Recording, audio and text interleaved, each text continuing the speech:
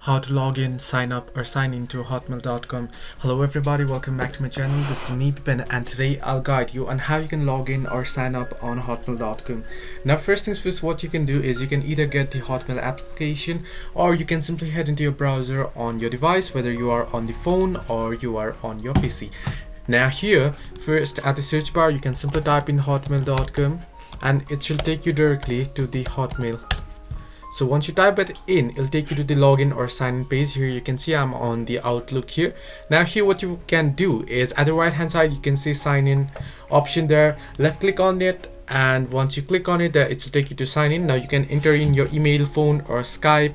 So if you don't have an account, if you want to sign up, then you can see create one option down below here. You can simply tap on create one option there and then enter in your email address and then tap on next, and it'll ask you to confirm your email address and such and other verification details, and you'll be able to sign up. And once you're signed up, you can simply sign in here, enter in your email here and then tap on next, and then it'll ask you for confirmation and password and such, and you'll have to enter it and you'll be able to sign in. So this way you can sign into Hotmail. Hope this helped you. Do like and subscribe, and do not forget to leave a comment down below if you have any further issues.